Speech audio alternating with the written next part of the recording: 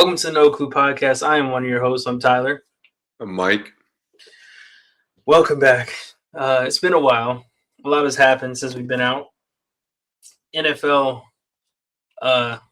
it's almost over. Feels like it's almost over. Yeah. But it's in a weird time where there's some teams that are looking at where they're going to be in the draft, and then there's other teams that are trying to figure out where they're going to be in the playoffs.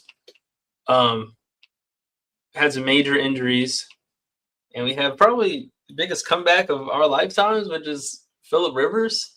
Yeah, that's so great. That's such a throwback. I think I saw he's the first grandfather to start in the NFL. At least start at quarterback. What do you think about him first game? His first game back in 5 years. I thought it made the signing made sense. I feel like the defense was really competitive. Yeah. The team had an overall energy I feel like they wouldn't have had with whoever else they had potentially backing up Daniel Jones. Mm-hmm. Yeah, I agree. It did make sense. I mean, I think for the fans' perspective, I think it also kind of gives them a pass where the fans aren't going to criticize him as much as someone else they brought in, Yeah. So I thought, I mean, he looks pretty good. He definitely looked like someone who's been an all-pro. And he didn't play great, so I think the upside for him playing a little better is there. Yeah. Him playing bad, the things he didn't do well weren't things that someone who isn't good does. It was just someone who was good who just didn't play well. Yeah. Obviously. But who else you want to talk about in the NFL right now? I'll talk about a team that's been a letdown. The Bengals. Right. Yeah. And they're out of the playoffs, right? Officially? And it's I'm not out of the playoffs, okay. But Burrow forcing to come back. Mm-hmm. And now talking about how miserable he is. Mm-hmm. And it's coinciding with him playing garbage.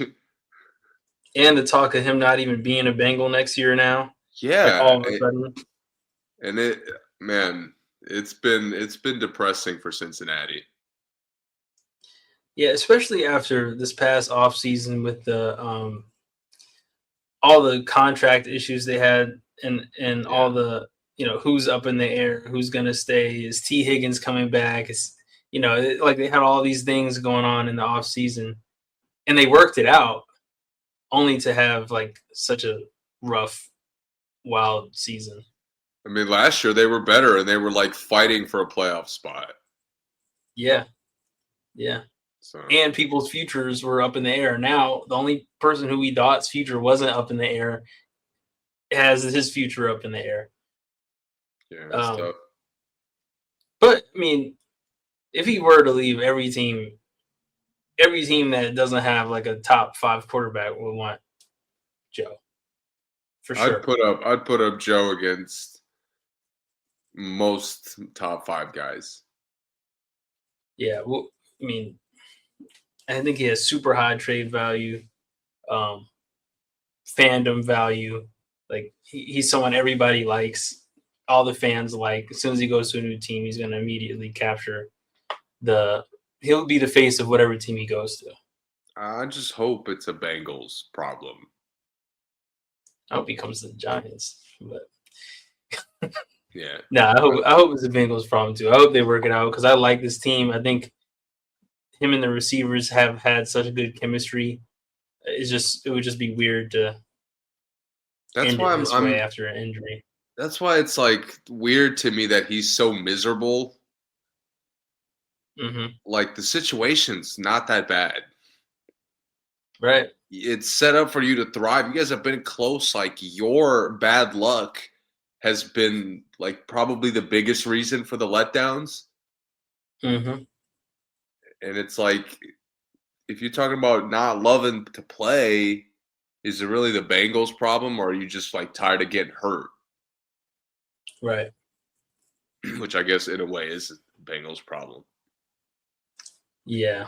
Hopefully it's not an Andrew Luck situation where Right. he's Exactly. just gone. I hope not. Yeah. Let's talk about Tampa Bay real quick.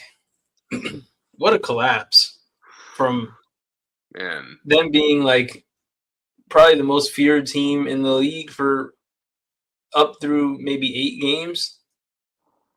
bro, Baker has been trash like for a while. I don't know what happened because they looked great. Dude, they're like battling with the Panthers, and they might lose for Yeah. the division. Shout out to the Panthers; they're having a good year. Yeah. A couple weeks ago, they had that win against the Rams. That was probably one of the better wins of the year for a team. Mm-hmm. But man, Tampa Bay is just the defense has just gotten worse. Mm-hmm. Todd Bowles a couple weeks ago was just losing his mind, Yeah. cussing the fucking team out. Baker's been trash. He's kind of like hurt, but not really. Yeah, and he's doing those desperation throws that he used to do, where it's like he just throws it as hard as he possibly can, straight Bro, up in the air. you're not athletic enough. Yeah. It can't. Yeah. It was that Patriots game that like took their heart. Week 10. Mm-hmm. Like It just I put think it them in came like a down to the bad fourth quarter. Huh? because up until that point they were clutch. They were Yeah. finding ways, like little situations, they were making it happen. And Yeah. after that, it's been just all bad. Crazy thing is that was off of bye. So they had a rest week and came back and still they lost that one and they lost the next 3 straight. That's like a true mark of like they are not good. Yeah. Like They lost 5 out of 6. their collapse was not like some fluke or bad luck. Like they just fell apart.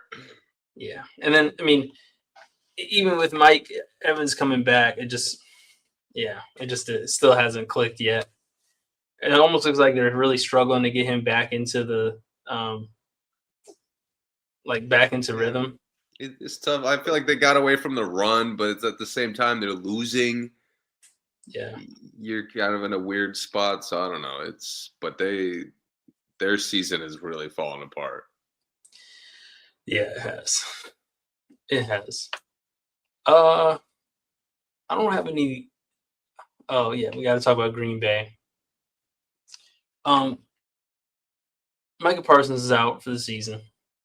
Probably a little bit of next season. Yeah. Do you think they still have a chance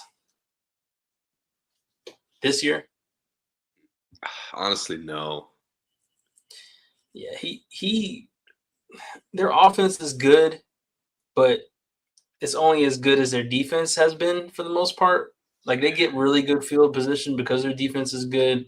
Jordan Love really doesn't. I mean, sometimes he gets all the way down the field, but I don't really trust him to say, "Hey, we need to go 100 yards and go score this." He's more of a like, "Hey, we need 50 yards, 40 yards." Like he works Yeah. really well in those conditions, but the defense isn't there. They don't get into those spots. I just at full health, I would believe in them Yeah, because they lost the big receiver. Watson, Yeah, Watson. They lost the tight end earlier in the season, Kraft. Yep. and I think Watson's coming back. Yeah, I think Watson's gonna be back. I don't think Kraft is back. Kraft's done. Kraft, I think, tore something, so he's done. Yeah, yeah, And I just don't trust like Love to overcome missing weapons. I don't yeah, trust the defense missing the best player. yeah. Like I still think they're a threat going in. Like Tampa Bay going into the playoffs. That's to me a free win for somebody. Yeah. The Packers are still going to be dangerous, but are they making a full playoff run without Parsons? No. I just can't. I can't see it. Yeah, because plus they're not really that high of a scoring team, so they're not even going to be able to outscore teams, even if it did come down to The scenario would be Love going crazy. right, and that's not really their game. Yeah, I can't see it. Yeah, not really their game. Anyone else we want to talk about right now? I feel like Stafford, if he wins MVP, he locks that Hall of Fame spot. Oh, for sure. You think he's Yeah, gonna win MVP? I feel like I, I feel like Josh Allen kind of has it locked up Josh now. Allen is like sprinting back into it and getting Yeah, ahead. But yeah, Stafford has a lot of touchdowns, and they're playing I think tomorrow against the yeah, Seahawks. yeah. That's going to be without Devontae. He wins that one, and he puts up touchdowns in that one. Hmm. I think statistically, he has enough of an advantage that at the end of the year, it's like Rams are number one. Bills had to climb back. Like Stafford has the advantage in that scenario. Yeah, I agree. I agree because also the Bills' losses, like it looks more like it's on Josh's part than it does when the Rams lose. I can't forgive losing to the Dolphins. Like Josh, you gave their season life. He did. They He should have. did. That win streak only became serious when they beat the fucking Bills. Yeah. And since then, Yeah. Josh Allen has been like unstoppable. Yes. That Yes. is his high low is just insane. The Bills receivers are really underrated. How open they get. Like they move really Yeah, well. They execute really well. And Josh, I mean, he finds them. He hasn't been missing guys lately. yeah, he spreads it around. He does. Yeah, he does. He spreads it around more than anyone else in the league statistically. Yeah. Yeah, and there's been a little bit of like danger to it. Like there's been some like risk, some bad throws. Yeah. But when he's just like an unstoppable machine, picking up like huge chunks by running if he needs to, finding guys all over the field, like I'll live. I'll live with a turnover here and there. I'll live with a fumble here and there. Mm-hmm.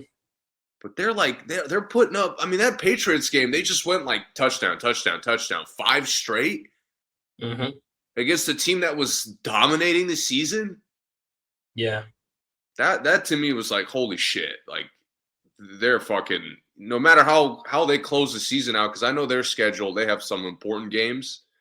Yeah. But to me, no matter if they get in the playoffs, wild card, division winner, dude, I don't want to play them. Yeah. And I mean, it would be really hard for them not to come out to me at this point. You know what really But hurts? He's now like the definitive face of the NFL. yeah, Like he he's is. just such an exciting player. Like everybody knows how great he is. Everybody wants to see him. Like he has Yeah. the same X factor as Mahomes. Yeah. And with Mahomes going down, it's kind of the perfect moment for him. Yeah, and he kind of has he benefits in that none of his receivers are like big. Stars. Yeah, he has no stars, no other stars really on the team. At least not receivers. His defense has stars, but the receivers don't really have any star power. So he really does become like the one and only face of the team. He's in a tough spot though, because he's going into the playoffs with the most experience. But it's Mm-hmm. like if he loses, there's no excuse. Yeah, it's another ding on him if he loses. Like the consistency now, it's like shortcomings in the playoffs, like it's over and over again. But what they'll use. Oh, he didn't have any weapons. He didn't have Diggs. He doesn't have a number one. You know how To they'll be fair, they've lost to Kansas City like 4 times, yeah, and then I think the Bengals once. yeah. So they haven't even lost to like I don't see them losing to the Patriots. Patriots are good, really good. I'd love to see them against the Broncos. That would be a good one. That I think would be a crazy matchup. But again, like, do I trust like, yeah, okay, I don't trust Josh Allen 100%. Bo Nix? Like, Bo Nix, do I trust? Not at all. Bo's look good, man. He has. But Like, there's good and there's what Josh Allen is doing. well, which coach do you trust more? Honestly, that's like a toss up. Yeah, I think that's the. I kind of think that's who it may come down to. What it may come down to, like It's like a game between those two. yeah, and Peyton would maybe surprise me with like some sort of creativity. Yeah. But McDermott sticks to like principles a little bit better. Yeah. So if they run well with probably the best running back of the season, like they could just dominate, and their defense does step up at times. So I feel like they're going to be dangerous. Yeah. Yeah, their defense has actually been like, to me, the star this year. Yeah. And I mean, they've scored a lot of points here and there, but for the most part, a lot of their wins are low scoring games because their defense just locks up. But yeah, Broncos are probably my favorite team going into the playoffs, honestly. They're the most like reliable. Yeah. And to your point earlier, how they win in tight moments. They win these big games. They win when you don't think they're going to win, and they pull it out. Bo Nix pulls it out. Yeah, they've been impressive. And their defense is like scary good. It is. Yep. All right. Who else? Anyone else? For this week? No, I mean, I'll let the Ravens live. There's still life there. Yeah. It's been a messy season, but they're coming off a good win. Yeah, Philly's another team. I was thinking, like, I don't know if I want to. I don't know whether to criticize them or to praise them at this point. Philly's. I'm not taking any stock in beating the shit out of the Raiders. Right. The Raiders are fucking awful. They're almost in the wake us up in the playoffs kind of mode. Oh, the Eagles for sure, and the Cowboys, bro. The Cowboys had a glorious opportunity to put pressure and make it exciting, and they got their ass whooped by JJ McCarthy. Yeah. Like, bro, there was like a month where if we had an episode, I would have been like, yo, the Cowboys look great. Like, yo, Dak Prescott, you seen what Dak Prescott is doing? And then we get to the fucking Lions, they get their ass whooped. The Vikings, they get their Lions, I can forgive. Yeah. JJ McCarthy was like playing his way out of the league. Yeah. And then got right immediately. In Cowboys fashion, they do it every year. Dude, that shit hurt. They're a fucking tease, to be honest. They're first in the league in yards per game. Bro, Pickens was like I could see the dollar signs increasing. In the last 2 weeks, he's just like, he doesn't give a shit. He does that every year. I mean, every season, that's what he's done. Man, that shit.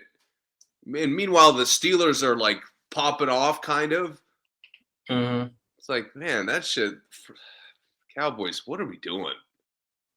Cowboys are -7 in total turnover differential. That's 29th in the league. Man, that's so bad. Fucking that shit. Their season just like ended abruptly by a fucking guy playing like his 5th game. Yeah. Yep. And like you said, playing his way out of the league. You don't want to talk about Miami?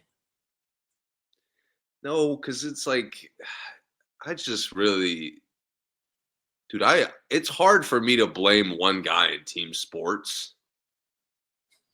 But like, bro, it's Tua's fault. Their season sucked.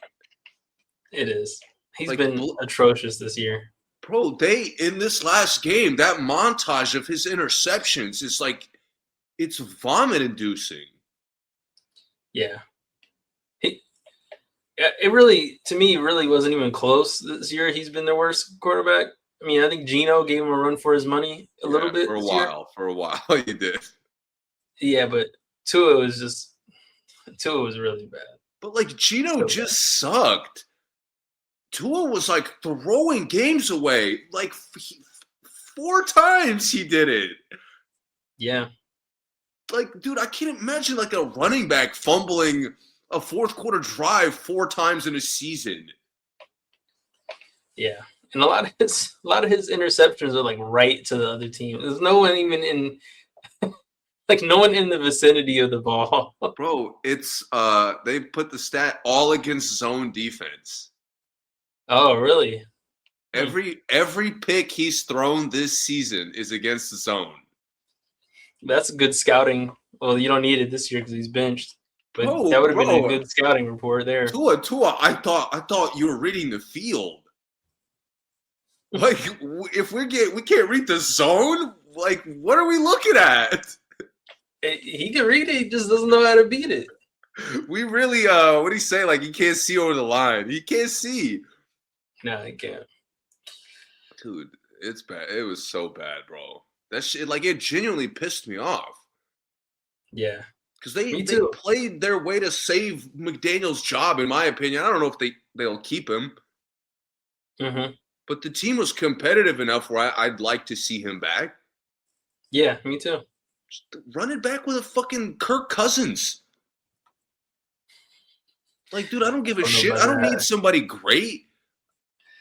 Yeah, I agree. It doesn't have to be anyone great because the team is super talented otherwise. I believe in McDaniel scoring with, like, a decent quarterback.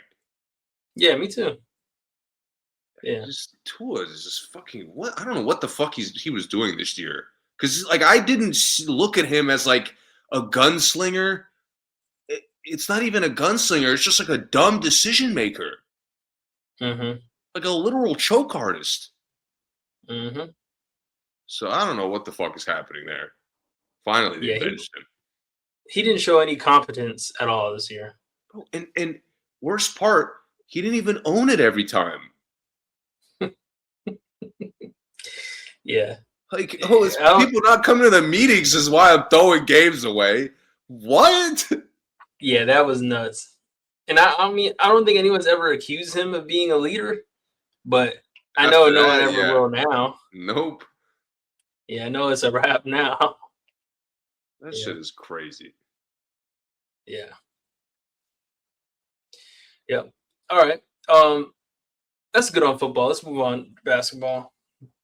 We got bigger things to talk about. New York Knicks just won the NBA Cup. This is the third one. My Knicks already. Jalen Brunson, MVP. What do you think about this game? What do you think about the Knicks overall in the Cup? Last 2 games. They're complete. Yeah. They're by far the most ready team in the Eastern Conference. Yeah, I agree. They have the steadiness of, like, playing together for a few years. They have a variety of guys who could step up. Like, they have guys they could plug in to get through the season because I'm sure they're going to have some injuries. They've already had some. Mm-hmm. But again, and Mike Brown has kind of shifted their offense a little bit. Yeah. To kind of just make it, what's a good word for it? A little less stagnant. Mm-hmm. And it's like basic things, just like putting guys in different spots, initiating the plays like from different spots. Mm-hmm. Just like basic things to force guys to move. Yeah. And it looks great. It does. Well, one thing Mike Brown is doing that, like, completely different from Tibbs is using the depth and trusting it. Yes. Tyler Kolek was absolutely fantastic last night. I mean, fantastic. Clarkson, no surprise. He came off the bench, going straight for buckets, aggressive. he's playing on both sides of the floor. I really like the defensive scheme that they do, where it never looks like Brunson is like it never looks like he has a mismatch. And I think they're kind of like they're doing a specific kind of switch. Like they're switching early, so Brunson can get back on his man. Because it never really seemed like Brunson's out of position or any of the guards for that matter. But the other four are kind of switchable, but they're doing a really good job not making it easy to hunt Kolek or Brunson. Yeah. Mitchell Robinson is just playing great. Like they figured out his minutes, they figured out how to motivate him, and he's just playing his game. He's blocking shots. He's in the way. He's using his fouls well. No dumb fouls. Like last few years, it always felt like Mitchell Robinson's fouls were dumb. Now it seems like, okay, yeah, you slapped Wemby on the arm on a dunk. That's a good foul. Good stuff like that. So, and he matches up with Wemby like fairly well. He does. He has a great wingspan, and he has really good timing. And he's like, he's not mobile enough to stay in front of guards, but he knows how to use his length so well. Yeah. That he just covers so much ground. It's very similar to Wemby, actually. Big guys, young players, big guys. Watch Mitchell Robinson and watch Cornette also. Both of them have mastered the distance they need to be away from shooters. None of them are all up on shooters because they know they could be 6 feet away and still block the shot because they're both 7-footers. Like they have completely mastered that. And Wemby actually has trouble with this to me. He's not as consistent with it, but even when Mitchell Robinson closes out, he never closes out like to where he's touching the offensive player. He closes out just enough that if he extends enough where he is, he's going to catch the ball. He's going to catch a piece of the ball. He's great at that. Towns sucks at it, but that's why he fouls so much because he goes for everything and he comes down and guys, take the ball. Towns we like to call an offensive big, okay? Yeah, he is. I really liked how Towns was aggressive early on in the game last night too. Wemby was out, Towns just started banging threes early. And they have a good hierarchy with their starters for like how they pick and choose who attacks. Because they've done a really good job getting OG involved since he came back from the injury. Yep. And it's been like a versatile kind of array of like spot up shots. He gets to attack mismatches, some post ups. He's leading the league in corner threes this year. Yeah. And it's contested, dude. Guys are closing out on him like a shooter. Yeah, and he from that corner he knocks it down. Yeah, man. He knocks it down. They look great. Yeah. I joked about Mikal Bridges last night, but as soon as the starters came out and Bridges kind of was like the last starter in there, I think, and he kind of started getting aggressive, getting to his mid-range, he actually looked really, really good. I got to give him props. I was hating on him during the game, though. Not everyone can see my text, obviously. Yeah. I was hating because sometimes he does get disengaged. But him and Brunson do a good job of keeping them like mid-range honest. Yeah. Where like it keeps, again, it's not just three and layups. It's just all over the court where we like shots, where we get good looks. Yeah. So I really like how the Knicks look. Go ahead. What'd you say? No, I just like how the Knicks look. Yeah, I would even say Bridges is probably their best drop coverage attacker. Like if the big drops off the switch, Bridges attacks that better than everybody else on the team to me. Yeah. And Josh Hart played good. I mean, you never have to like question if Josh Hart's playing hard. Obviously, he played good. Let's talk about the Spurs. The Spurs took out OKC, who has who's only lost one game all season. 2. Yeah. And they look I mean, Wemby wasn't even fully healthy, and shout out to him. He lost his grandmother yesterday, I believe they said, Ooh.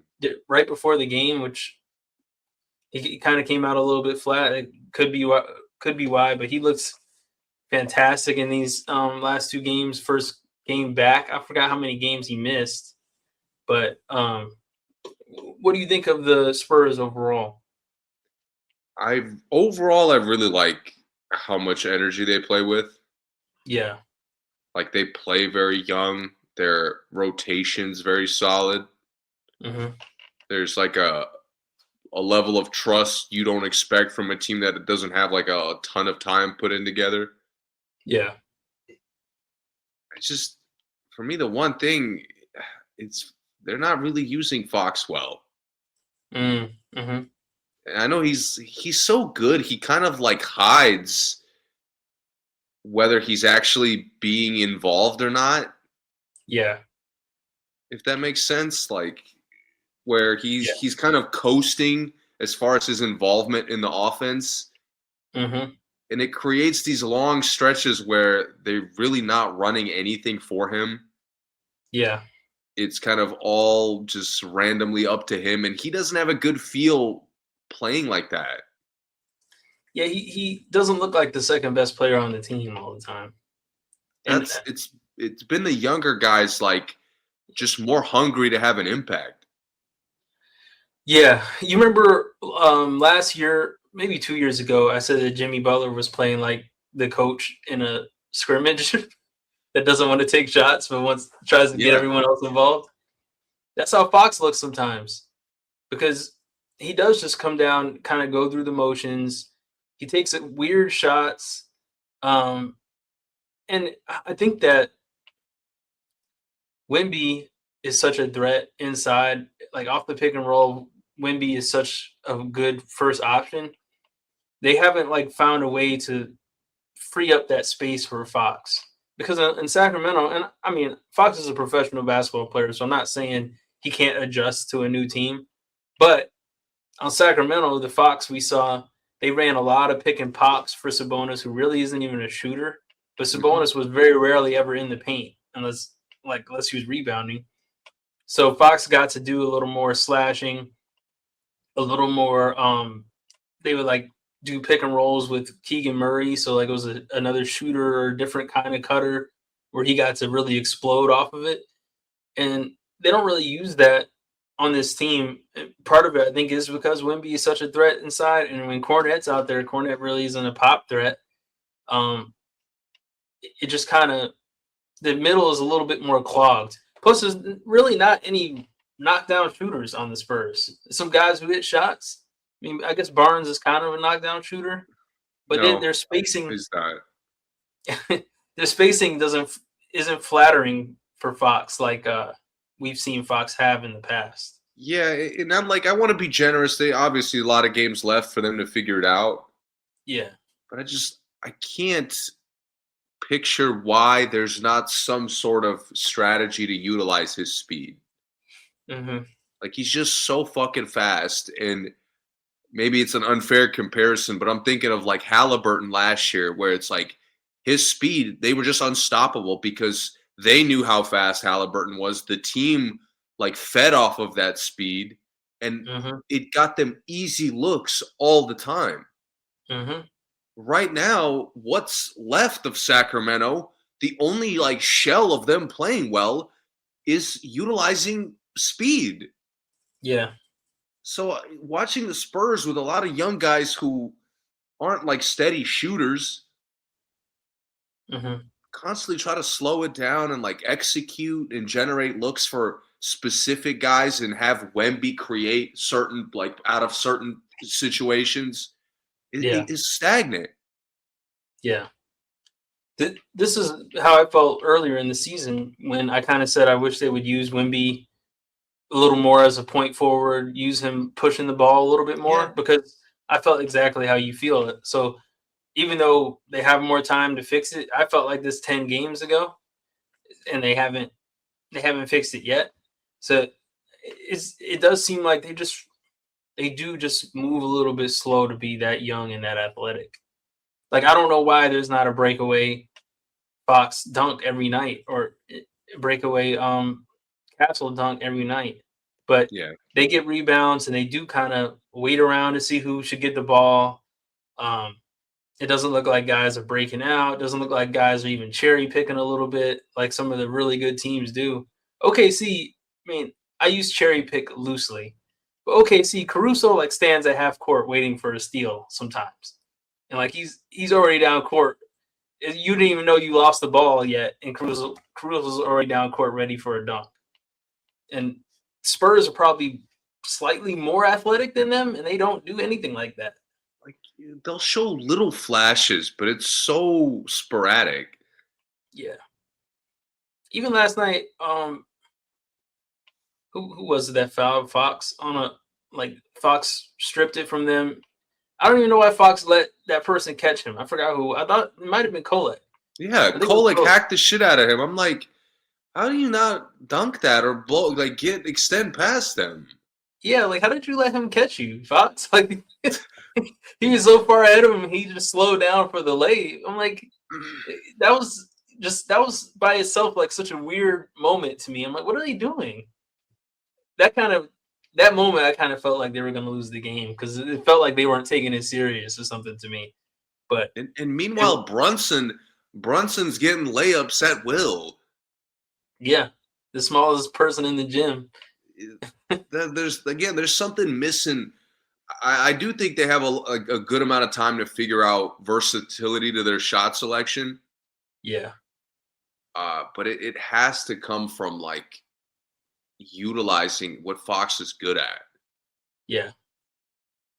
Yeah. I agree. If this team could do it without Fox, they would have did it last year, and they can't. Well, let me ask you this: do they make a trade? Like, you're the Spurs GM. You saw them beat OKC. You see them go toe to toe with New York. Are you staying with this team, or are you making a win now move? And by win now, I don't mean like necessarily affecting any of the starters. But they have a lot of assets on the bench that I think they could explore. Like, do you need Sohan and Keldon Johnson? Like, could you flip those two for Wiggins, or like somebody like good but not great? But I'd run it with this team because it's you a keep it lot with of the team? guys that are emerging kind of with the team getting good. Like it's not like they're sticking out or they're not like a good fit. Everybody's involved to how much they've improved. Yeah, and I do want to see like what these guys are going to look like under pressure. Like maybe Keldon Johnson will step up and knock down big shots. Mm-hmm. Keldon Johnson's not a good example for like hitting shots, but like Vassell, there's times when Vassell will take and make shots where I'm like, dude, if we can depend on this. Yeah, that OKC game, he looked fantastic. Yeah, and he's really tall. He's like weirdly tall. He doesn't play that big all the time, but when he shoots the ball, it's hard to block.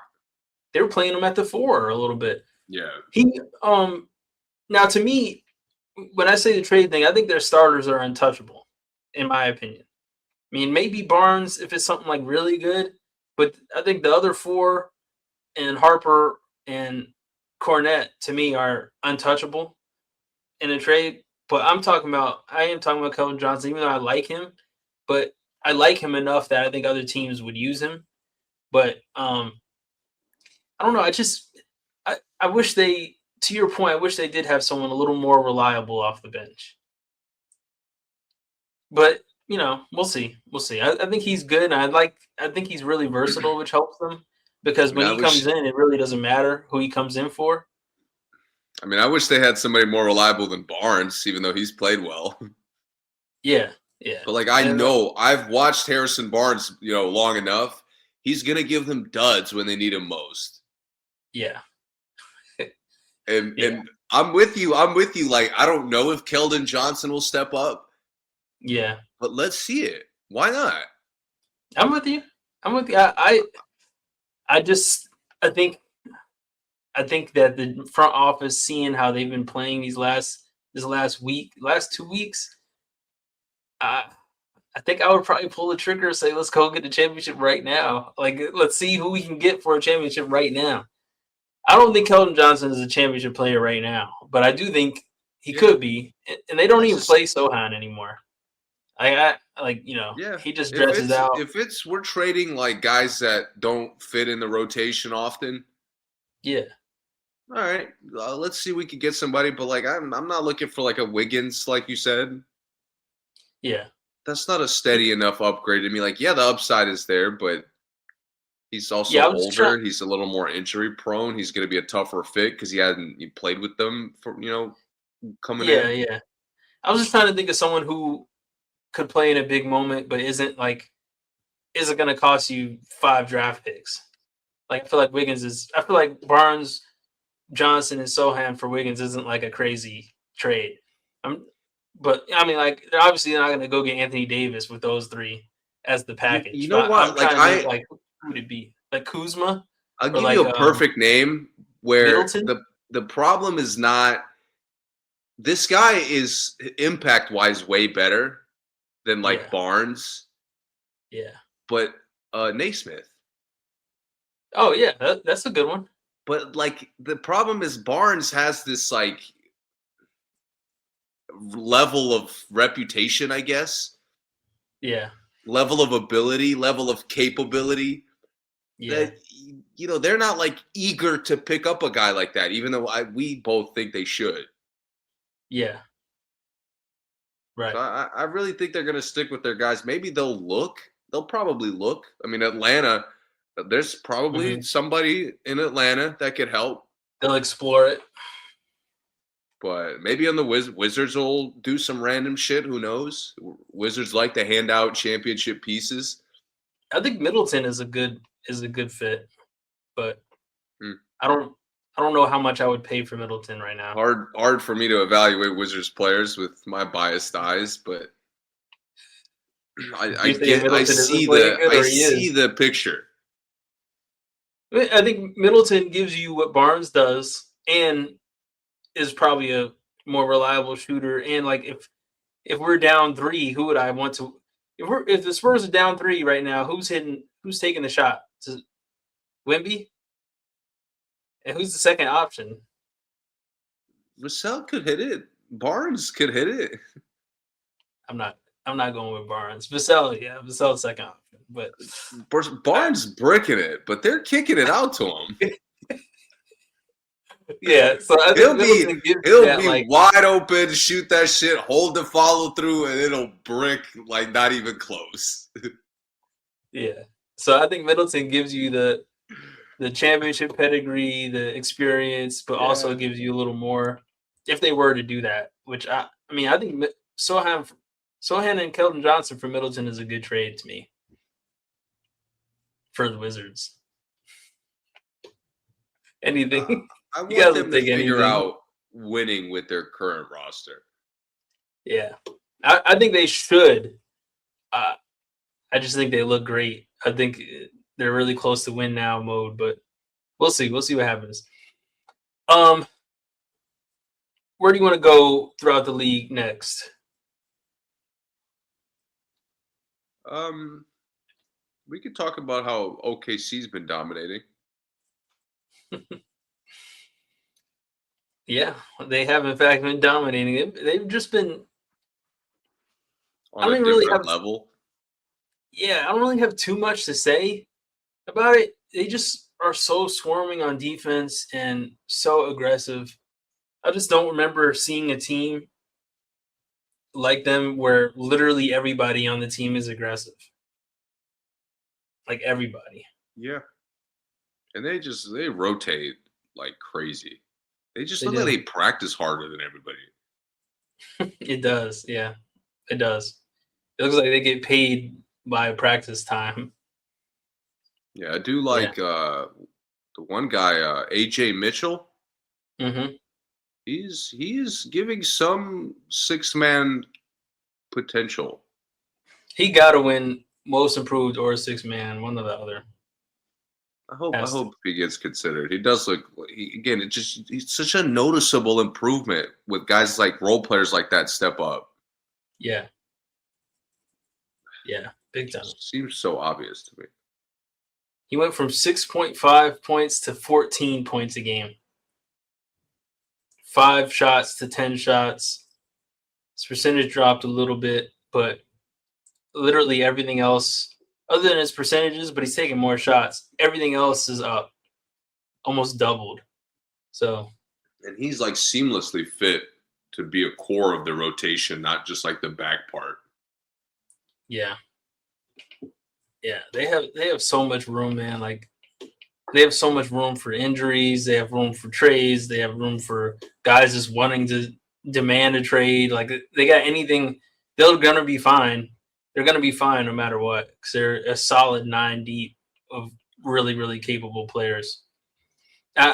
One thing that really made me glad that the Knicks were able to use their depth is because OKC has officially brought back the need for depth. Yeah. Because for a while, Boston, Denver, even the Warriors, the last championship, the Bucks, went pretty deep. But since the Bucks championship, most of the winning teams have been like one of those, oh, we're only playing 7 guys. Like we only trust 7 guys in the playoffs. Yeah. And OKC last year showed you actually you're going to need 10 because we're bringing in a fresh 5 that's going to, run the 3 that you don't take out off the floor. And now, I mean, pretty quickly teams are adjusting to that the last 2 years where you see the Pistons go deep, Knicks go deep, Denver's trying to go deeper, Lakers are going deep, Spurs are going deep, Rockets, all these other teams are going down on their bench, but OKC to me brought that back single-handedly with last year's win. Oh, Pacers also, but the 2 teams in the finals went 9 deep, and most of the teams before that were like a 7 solid, maybe 8, maybe if foul trouble, but usually just 7 guys ever got in. So I think that's kind of been an interesting trend in the league. And everybody in the West is a little more interested. Everybody that's good in the West is a little more interesting because, to your point, that they have depth that at the very least they're developing. Yeah. Yeah.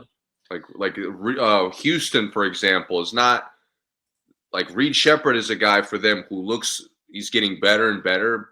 By the playoffs, Yeah. he's going to be like he's going to win them a playoff game. Yeah. You know what I mean? Like they're going to be able to depend on him to help KD get good looks. Yeah. And he's kind of filled in the void of them needing to sign a point guard. Yep. Just from like the early season trust they've put in. Yeah. Yep. Okogie's getting a lot more minutes. They go really deep at center, and they haven't even gotten Jordan Finney-Smith back yet. Yeah. Who really good wing depth.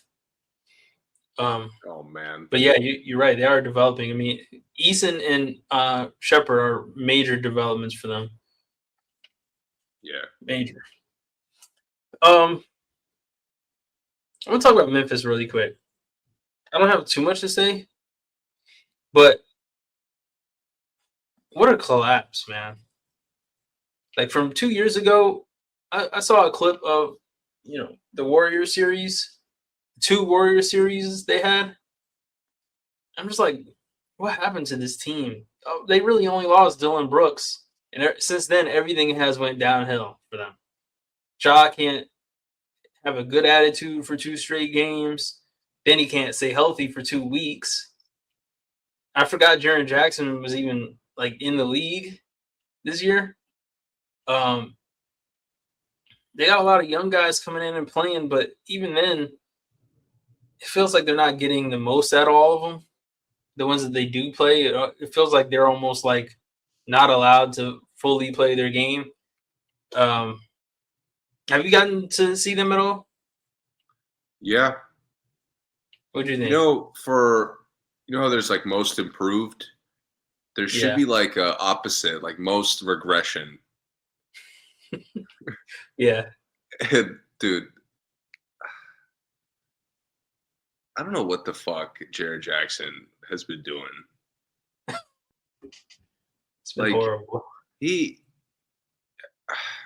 hard to even explain that why he's like so bad. Yeah. The way he's aggressive, he's like he doesn't even attack like a starter most of the time. Mm-hmm. Like, what the fuck, dude? You got paid. You were supposed to be part of like a duo or a big three. Again, there was like a 2-year conversation that was very excited about your upside. That's gone. Yep. Like you dead ass got paid and stopped working on your game. Yep. I haven't seen him go right in years. We're just forcing it left. We can't even do it as well as like Julius Randle. Nope. It's just so bad, bro. And his defensive impact is gone because the team's got no focus. Mm-hmm. Which kind of proves like him having a lot of blocks doesn't really like translate to him being into this like incredible. He was never a better defensive player than Bam. I agree. You know what I mean? Like his stats were always inflated by the team's chemistry being really good. Mm-hmm. And now that the team has no chemistry, he fucking sucks. He had a really good shooting night the other night against the Clippers. But before really? He hadn't hit a 3 in the month of December before that. He hadn't hit a 3 in the last 6 games before he hit 4 the other night. I'm asking for a right-hand layup. Like, it's so bad. Yeah, the problem is he was still firing them threes up. Of course. That's all he does. He does the laziest shit. He does. He's almost like afraid of contact, it looks like sometimes. I mean, he's a power forward. Like, how many free throws per game would you expect him to take? Oh, bro, he never gets to the fucking line because he just floats shit. Yeah. Oh, my, like, bro, every time we're just going to float it or we're just going to bump with the right shoulder. Like, you don't even have good touch. He shoots 3 free throws a game. Bro, DeAndre Ayton's been getting to the fucking line more. That might not be true, to be honest. Now that I think about it, I'm not sure. I think I'll look it up, but I think he does take more than 3. It's a fucking toss-up. 3? Again, like, 3. Bro, I haven't tuned in this season and seen him look like a number 1 option. Jaren? Yeah. Yeah, I agree. Like, it's been bad. Ja's been out. What the fuck are you doing? Yeah. Who the fuck else on this team is gonna like take command? I like a lot of their guys, but they're all role players. Yeah. You know, they're a fucking mess. Yeah, they're really bad. And I mean, I don't even know like what it'll take because it's not even like a coaching thing. Because I've seen coaching changes kind of mess with guys' mental a little bit, but this is like they just don't even want to play. The guys who should be playing don't want to play. I mean, Ja threw the chemistry in the fucking trash. Yeah, he did. He basically like either he threw the coaches under the bus or the players completely lost respect in him. This actually made me like this year. I've actually grown to appreciate Bane a lot more. Even though Bane has like become like the super villain in the league, like he's just out deliberately hurting guys every night. But it's really that one incident that was just insane. Which the OG one? Yeah. No, he threw Okongwu down like 2 weeks ago. Yeah, you're right. You're right. And then was about to fight somebody else. Like you're right. He threw him down and then was about to fight someone else about it. Like, dude, like what's going on? It's like so sudden. It's bizarre. Yeah, he's turned up. But no one on this team is being held accountable at all. Like they can just go out, take a bunch of shots. Santi Aldama, like what happened? I remember people were like expecting him to take over the league. He had 3 points in 31 minutes last game. He had 2 good games back to back against Utah and Portland, two of the 3 worst teams in the league. But before that, played the Clippers 7 points, 4 points in 25 minutes. Like, what are we doing? 5 shots in 25 minutes? If Jared Jackson hasn't been in the fucking lab, neither has Santi fucking Aldama, okay? Obviously not, yeah. Like, I hate this is a team that I hope their front office, like, is considerate of moves. Mm-hmm. Because, like, they could put together a pretty interesting package. Yeah, they should be on full OKC. I'll trade whatever you want for a first-round pick. Like, just give me a first-round pick. Stock the fuck up. Yeah, they need to. Edie, they should they build around well. Edie. Huh? Like, they draft relatively well. They do, yeah. Yeah. Yeah, because everyone on their team is from the draft, basically. Contributing, they've all their guys have participated in them playing winning basketball. Yeah. Which seems like ancient history for them. Yeah. Yeah. What happened to G.G. Jackson? Remember that one, the year where Ja missed from the suspension, and he like was a beast? He did get hurt. He did have, I remember, like an ankle injury that was lingering last year. Oh, okay, yeah. Because I mean, he was a monster for like 30 games that year. Yeah. And then I never heard from him again.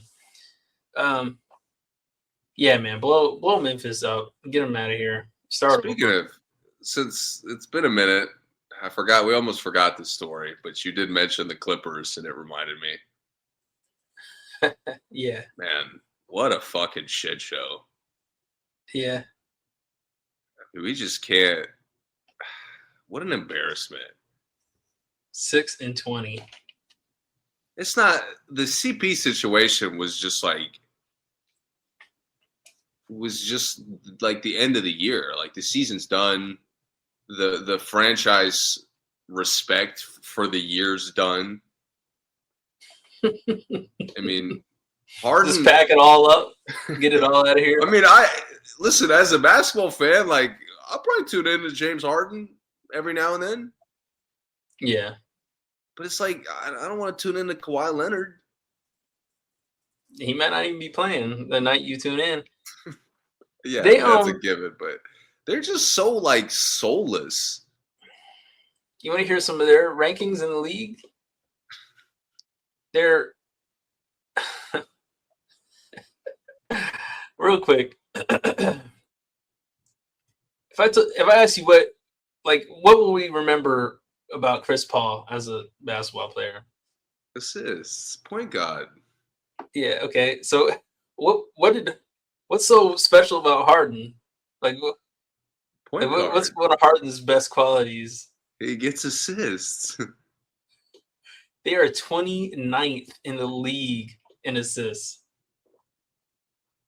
Just for those who don't know math that well, that is second to last. And they have two. I mean, they don't have CP anymore, but they had him for up until last week. They Harden. I mean, 29th. What does Bogdan Bogdanović do? I know he's been out, but what does he do best? Catch and shoot. What does John Collins do best? Catch lobs. How are we second to last in assists? Well, I mean, Zubac isn't a one-on-one player. How are they scoring without getting assists on this team? Bro, they're struggling to crack 100. Yeah, they're 27th in points per game. they're living in 15 years ago when you were in defensive battles all night. Well, the 27th in rebounds per game.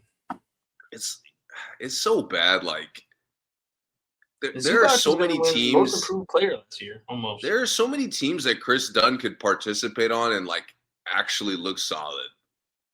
Chris Dunn would be fire on the Pacers, like Bro, fire. On the Jazz, Jazz, like, he'd be good. Toronto, any of the teams that run, any of the teams that are competitive. Like he'd show out in Charlotte, like the same thing Colin Sexton's doing. Yeah, but the Clippers have the no Rockets soul. could use him. To be honest, he might start for the Rockets. Yeah, but the Clippers have no soul, bro. It's like John Collins plays well. It's like it's the most boring basketball you could imagine. Yeah, this is probably. I mean, this team is the danger of like not drafting, because if you're a team who just wants to trade for everybody or just sign everybody onto your team, like this is what it's going to look like a lot of times, because nobody really has any allegiance to the area. I mean, Kawhi supposedly does, but nobody has any plays with any pride. And not necessarily for LA or for the Clippers, but like, can you just play so everyone at least thinks you're good? Like, can you at least hold that down? Like, hold that up to at least have some dignity that you want fans to think you're good. Bro, Ty Lue is like giving up. Told you, Jeff Van Gundy. But that's what's embarrassing, bro. Like, they got coaches. They got coaches not leading the charge that want to, are eager to, and like actually have some fucking level of desire. They got Larry Drew on their staff, like, who was an underrated coach. I mean, he had some bad years, but I thought he was a decent coach. Brian Shaw has been coaching like our lifetimes. Dante Jones, he might contribute to the lack of pride on the team. I'm with you. Yeah, get him off the staff. He might be the poison on the team. Who is he helping, bro? What is he contributing? I can't even imagine his job title, bro. Like whatever he's an assistant of, it's fucking nonsense. I wish they put that on here. It just says assistant coach. I wish they put exactly what his role. But Jeff Van Gundy, who was so excited to get back to the league, is this is what you were excited about? Oh my god, bro! Like, I gotta listen to the most dry, fucking garbage, vanilla commentary, and Jeff is coaching nonsense. Jeff is coaching nonsense. Mark is at home watching the games, doing Acorn commercials or whatever. Cash App, whatever that was. It's depressing. Yeah, it's bad. Yeah, they suck in every way. I have nothing positive to say about the Clippers. They might need to pack it up, to be honest. Huh? They might need to pack up the franchise because it's a lost cause. Like, just shut the whole franchise down. just move it instead of the topic we'll get into. Instead of adding teams, why not go to a better market? Bro, they just built like a $6 billion arena. Yeah, I know. Nicest arena ever. That's the problem. Like, I don't know who's gonna take that over, and who's gonna pay rent in there. Like, yeah. Real quick. Let's talk about Cleveland real quick. Quicker than we did Memphis. Like, why aren't they in? Like, why aren't they doing disaster relief on this team yet? I know the finances, they're way over the salary cap, way over the apron or whatever. But you know what's interesting? They're like the flip side to my criticism of Jaren Jackson, where they've gotten so enamored with like their own Evan Mobley hype. Yeah. That it's kind of weird. It doesn't even make sense how they play. It doesn't. Like, imagine, I'm like, oh, like Jaren Jackson's not aggressive. And then he just comes out and he's like running the show. He's taking the most shots. He's creating everything. He's attacking out of the pick and roll. What? Why do you have all these guards? You got all these shooters. Nobody but Donovan can find them. Yeah. Like, I'm confused by like the development year to year. Mm-hmm. Again, we're like embracing how good Evan Mobley he is. I'm getting to the point like he's plateauing, guys. I don't know how much better he's gonna get. You know, I've been on that train for a while, and he got better since I've been on the train. But at this point, especially using him how they use him, like But I said, the first game of the season, like it's a lot of Evan Mobley. Why? that's it's not the usage isn't correlating. Like, okay, he's gotten better. If his usage is rivaling Donovan Mitchell, like code red. Yeah. You've gone too far. Yeah. This isn't 1A, 1B. Right. And it's like they're back to the same problems I've had with Donovan's teams for years. Mm-hmm. It's Donovan, we don't know what's going on. Guys are hurt. Guys aren't hitting shots. Like, our chemistry sucks. Donovan, how about you play point? How about you set the tone defensively? How about you lead in every way? And you have no room for error. Yeah. Go to work. I agree. But the margin for error is so small because the league is pretty fucking stacked. Mm-hmm. That it takes Donovan's heroics to beat a sorry ass Wizards team. Yeah. You know, they are trying to stick to a particular kind of game that no one else is doing anymore. Like, we talked about this off air, but the heliocentric offense, it's real. Like, Kobe warned us about it. He said it wouldn't work, but OKC found a way to make it work somehow. And now, like, most teams are doing this high usage offense. And the Cavs are sticking to, like, okay, Donovan has 32 percentage usage. Garland has 25. Mobley has 23. Hunter has 20. DeAndre Hunter has 22% usage. 22. Him and Mobley have the same have one usage difference. Like, why are they handling the ball that much? Tyrese Proctor has 20% usage. Like, it's just like most teams aren't doing that. It's like there's an arrogance to their individual development. Yeah. Where guys are immediately like taking way more of an assignment than they're given. Yeah. Like, dude, I gave you today's homework. We're not doing homework for 2 weeks. Yeah. But in this context, like you're picking and choosing the advanced material. You're getting it wrong. You're studying the wrong thing. Right. Because now again, it's like Mobley is not your pick and roll creator. I mean, yeah. What the fuck? Like all these guards, and now it's like the way they generate the drive and kick is so fucking random.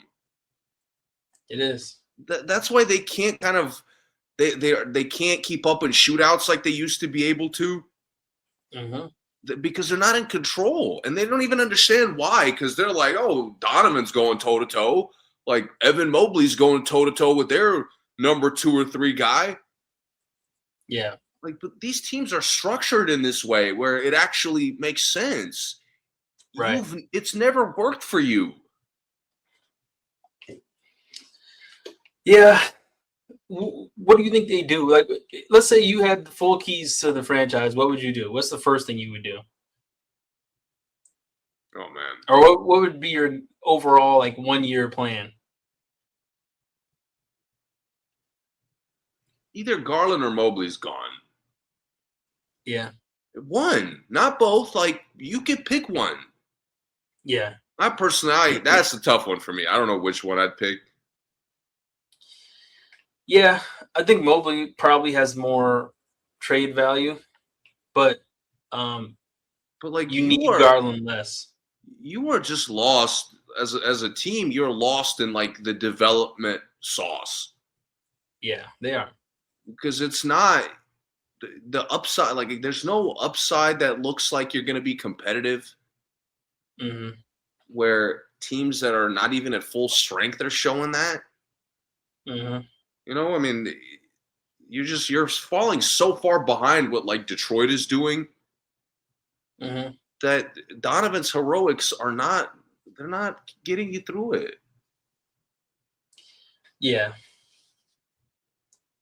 yeah, I agree. I think they built this team before they got Donovan, and now they have him, and he's a Rosetta Stone for you to form this new iteration of them around him instead of like, hey, let's try to fit him into this. Like, actually, we can just start over with something else.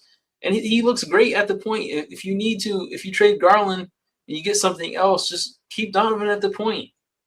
Like, it's fine. It's better than what you've been doing.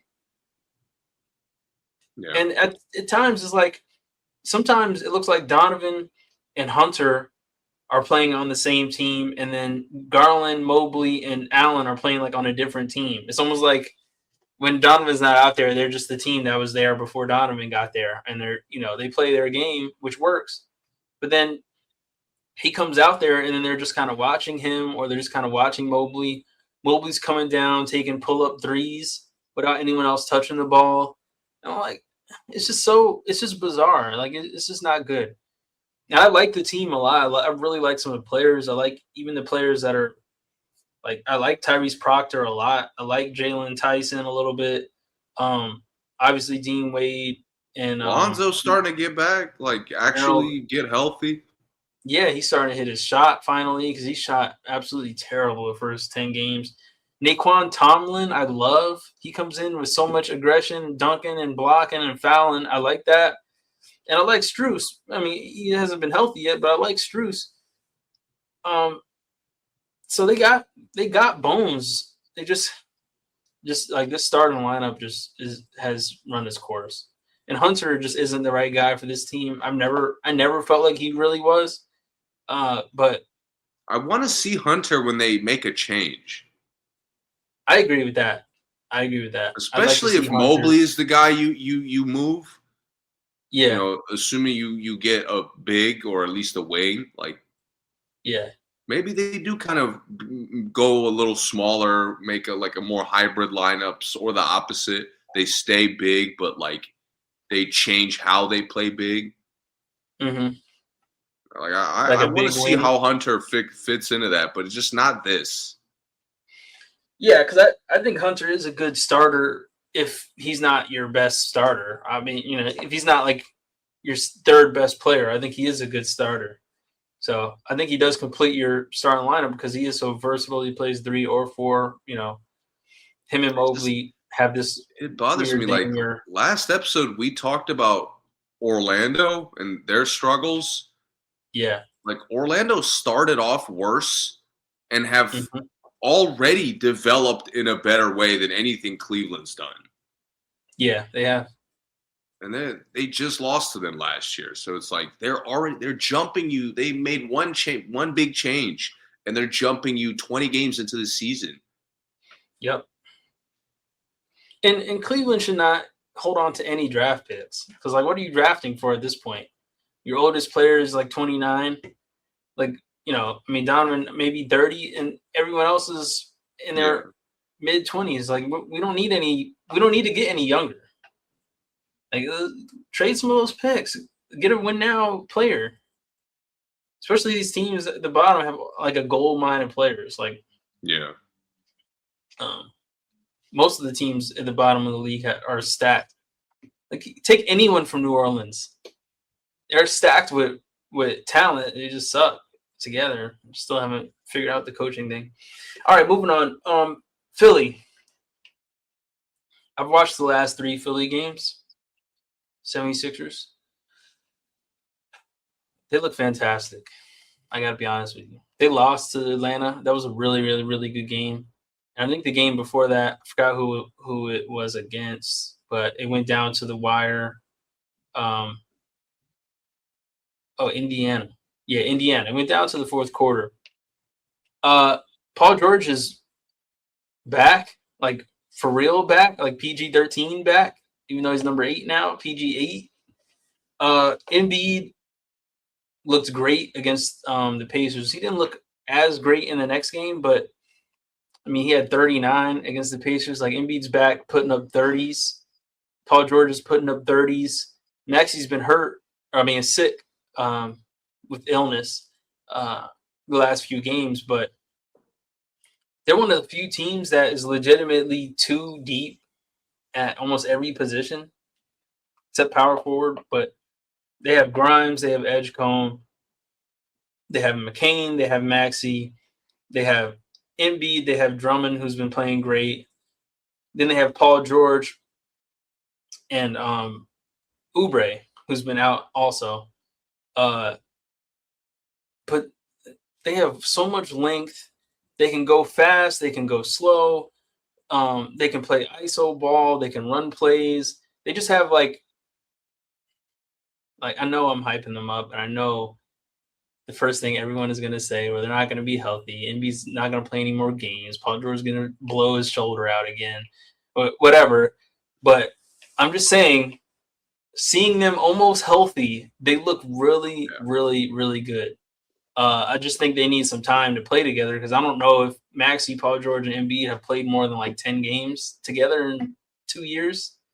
So, and then now having Edgecombe too, who's like a perfect complementary player. He looks better now that the other guys are back because now he takes better shots. He takes less shots. When he attacks, he can like really attack with purpose. He's not just like looking to make something happen. It's like, oh no, there's an opening. I'm going in. I'm dunking this. Or oh, I got an open shot. I'm taking the shot. But Philly, man, I'm glad everyone's back. They look good. They do look really, really good. I don't know how Maxey fits in though at this point, but that's interesting final point because I hyped up Philly when they were starting the year off trash. Yeah. I immediately am like they're competing at a level if they get healthy, they're immediately going to skyrocket because they play the right way. They trust each other. They're very high energy on both ends. They're horrible defensively. Mm-hmm. But again, it's like if Embiid is getting healthy, the upside is going to be huge. Yeah. Same thing with PG. Same thing with missing Oubre is tough for them. I think defensively. Yeah. But the real question for me, health. I'm skeptical of the health because that's just too obvious. Yeah. But the chemistry between Maxey and PG. Yeah. That's really what I don't trust.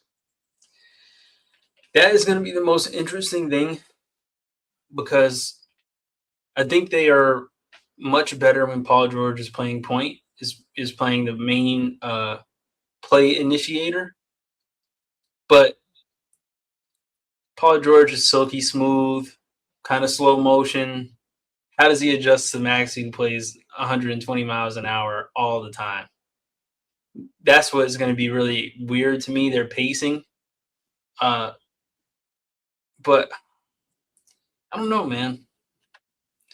I don't know. It's kind of interesting. Like the doubt for me is more from Paul George. I feel like from you, it's more from Maxey. Maybe, yeah. Like Paul George's like versatility, as far as fitting with another guard, I think is like a little overrated. Okay. Because you don't trust what kind of guard Paul George will be. Well, okay, yeah. And like at his best, I see the vision where he's the initiator. He's kind of setting it up, but like Maxey is such a spark plug Mm-hmm. that the little bit of sample size we saw last year, PG was like putting out that flame every time by Mm-hmm. trying to like create stagnant ISOs, by picking and choosing spots when Maxi would just go, Yeah. and it creates a faster pace that a lot of the role players are more used to. Yeah. They already had issues with Embiid kind of not being able to figure out the pace. Yeah. I don't trust, like, if Paul George could acquiesce to Maxi's pace Mm-hmm. and then take command in critical moments, that Mm-hmm. works I for me. like Like that. I could believe in that. That was a little bit of the OKC, PG, and Westbrook for Yeah. that one season. Again, you're following me, like, but to me, that was a long time ago. It And the was. Paul Yeah. George I could visualize now is I'm getting it back. I'm getting it back. Maxi will follow my lead. Mm-hmm. And now Maxi's going to be taking disgusting shots. PG's going to be like not really comfortable creating because he hadn't really done it for a consistent portion of the season. Yeah. And they're going to kind of fizzle out. I think that I definitely could see that. I could see both scenarios, the good and bad. I think that they're gonna have to manage how long Maxi stays in there, um, because right now, the last few games, there's been moments where PG just has to be like the best player on the court, and he's to his credit, he's been doing it. But when Maxi's there, I just don't know when that'll be the case. Like that'll probably never need to happen. And both of them are actually pretty bad passers. So I think that's the thing that makes it. The only reason I worry about the Maxi part of it is because they're both really bad at passing, and neither of them are good like assist people. And passing and assists, two different things. They're both bad passers and they're both bad assist guys. So that's the part where I kind of trust Paul George's get to a spot and find somebody. I trust that part of his game more than I Yeah, trust it from Maxi. But that's fair. like if the team was actually if the team actually didn't have Paul George and Embiid, I would have absolutely no problem with how Maxi plays. But the fact that they are kind of stacked a little bit, I just don't know Maxi's ball distributing skills. I just don't know how they come into effect unless they really, develop. But they don't really have a whole lot of time to develop because Embiid is, one injury away from retiring. Yeah, and that's kind of the weird thing where they've like always wanted to slow down for Embiid, Yeah, and like that, it's kind of limited a lot of their role players. Uh, right. but as like the interesting thing with them developing the rest of the season is now it puts McCain in like a weird high pressure spot Yeah, to make the chemistry work yeah, because he's awkwardly like as they've been injured, and again he's also been hurt, so he's the sample size from him has been small, hmm, but he's fit with most of the rotations. He's found good shots with most of the lineups. He's yeah, been kind of uh, inserted as a starter, as a bench guy. Like he's kind of switched up roles a lot, and it's not phased his ability to play well at all. yeah. I really see a lot of Kyle Lowry in McCain's game. I mean, I know Lowry's on the bench. He probably is a really good mentor, but McCain kind of gives me that kind of game. Very controlled. Doesn't Yeah. turn the ball over much. He takes good shots. Takes big shots. Um, yeah, there is a lot more pressure on him. He's like Brogdon with like an actual bag. Hmm. Yeah, Like just steady, a little bit stronger than you'd expect. But again, I've been really impressed. Like again, Maxi and PG, it's so volatile. There's going to be issues. yeah, But McCain's ability to make it work, you get a tiny sample size. I'm kind of excited a little, following your hype a little bit. But like the depth problem for them is really fun to figure out if they're healthy. Yeah, it is. That's why, and I think Nick Nurse has done a good job since he got there. Yeah, me too. Me too. That's why With what I he's really had. like he's kind of been ready. He's almost kept them ready to like, guys, if we get this locker room healthy, if guys are ready, like we'll emerge. Yeah. We can play at a high level, and I'm starting to see it. I do like what they're doing. Yeah, I completely agree. And I think it would be one of those situations where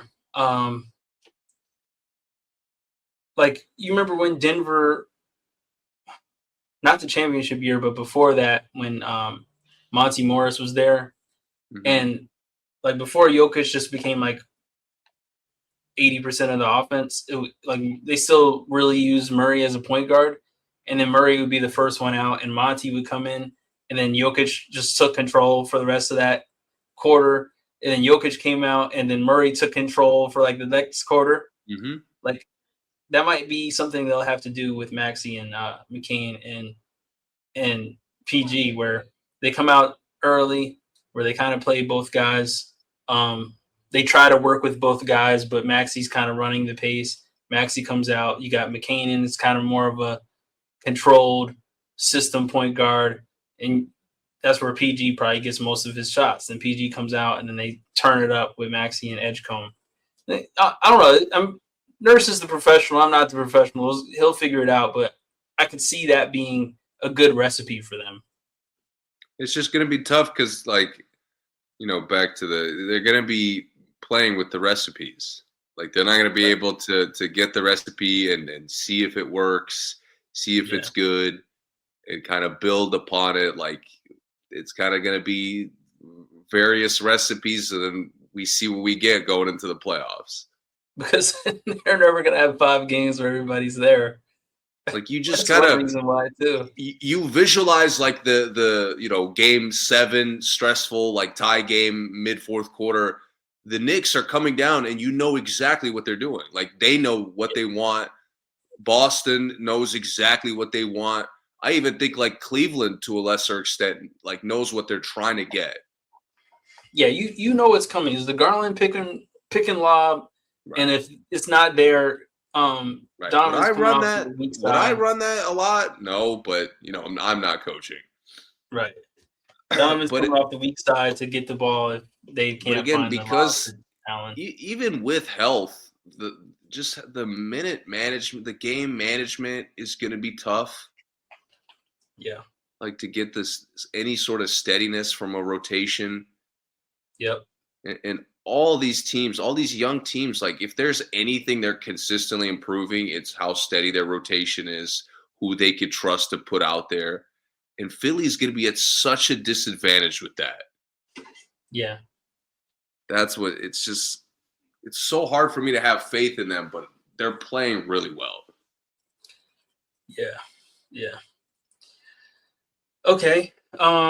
Any other teams you want to talk about today? In depth, not really. I mean, a couple other teams that fucking suck, but I'll let that go. Real quick, Adam Silver mentions the chances of expansion and even some European games next year. Do you think they need to expand to 32 teams? No. Me either. And if there's any fucking league that doesn't need to expand, it's the NBA. If they do, I think they have to make immediate salary cap changes. But expansion just for fun, I don't get it. I mean, the two markets are like Vegas and Seattle, right? He said. Yeah. I mean, he said I think others, but those were the two he named. Yeah, they're the two that get the most hype, I think, because someone's gonna have to pay for it. So I don't know if they are the ones that have the most stock. What's weird is like Vegas has kind of made it work with the new like franchises. Yeah. So like, I'm sure there's a scenario I can't picture that maybe could work where a team comes in and gets good. Aces are running things in Vegas right now. Right. The hockey team, Golden Knights, also since they got made, they've been like competing every year. Yep. And there's some nuance to. I think we've talked about this a little bit with the WNBA, but like there's some nuance to how you set them up to come in Yeah. that I think like if you really nail that down, you could set the team up to kind of come in and get a tiny advantage just to start with, Yeah, I will like say a this building year, advantage. yeah, like they get automatic, I think, top 10 in both rounds. Hmm. In the Yeah. WNBA, but the WNBA has more than 2 rounds. But this year, I will say, is the best year. I shouldn't say this year, but like right now, we're in the best time for an expansion draft. If there was going to be an expansion draft ever, right now would be like the most desirable expansion draft. Like, just because the teams are so deep. Like 5 years ago, I wouldn't have wanted an expansion draft. Like, who am I going to get in an expansion draft 5 years ago? Um, you know, now it's like, okay, I might get AJ Mitchell in the expansion draft. I might get Nimhard. I might get, Yeah. all these teams are so deep that an expansion draft probably could make another team really good. But um, that's the only desirable thing I see from it. That the teams probably would be pretty interesting right away. And the drafts in general are good right now, but uh, yeah, I don't think they need it. I just it's tough like seeing the cup go well because the cup Yeah, is probably the one that by far the highlight of the season so far. yeah, The cup games, but it's like kind of the it gives the game away where it's like there clearly is a contrast between like how competitive the games are night to night. You know what I mean?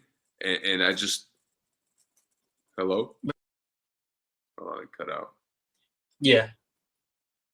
You there? Yeah, Okay, yeah. like it kind of makes You said it makes it obvious that there's such a contrast between how competitive the games are night to night. yeah, it does. And that to me, it's like it kind of it all further incentivizes like the league having a bad reputation. Hmm. I feel like I don't know if they could do tournaments all year long, but like that's not really a permanent fix. Yeah, yeah, I agree. I agree. I think the only thing, I mean, they're exploring how to incentivize playing hard in the games, and the cup works, money works, but outside of that, they can't just give the money for everything. So, like you said, it is kind of tough. Um, they've talked about draft placement. They've talked about playoff placement being more on the games, maybe even more on points or something like that. But yeah, it's not an easy fix. I'm all Definitely for not the an easy fix. relegation system. That would be nuts. The only thing that would suck is that there's good teams. Like the Pelicans are not a garbage team. To like, if we did have a relegation system, the Pelicans would annihilate every other team on planet Earth other than the I don't know NBA about teams. that. I think you're underestimating how much they suck. I think they would kill. They'd kill every EuroLeague team, Yeah, that's probably true. if they're healthy. That's the other thing. They're not really healthy ever, so they're another team that, yeah, if they go out there without Poole, Jones, DeJounte, or Alvarado, that does even the playing field. But or Zion, that does Yeah. even out the game. But them healthy, I have confidence in whoever's coaching there right now. Corey Brewer, Jody Meeks. Look at they didn't even take their staff serious. Uh, Aaron Miles, I love Aaron Miles, but Corey Brewer, Jody Meeks on your staff, Shout out to them because I like them as players, but I did too. I like Corey Brewer a lot. the 28th in opponents' points per game, 27th in assists. They're right there with the Clippers. Right there with the Clips. All right, I don't have anything else. You got anything else? No, that's it for today. Thank you for listening as always. Follow us, subscribe, all that good stuff. We will see you guys next time.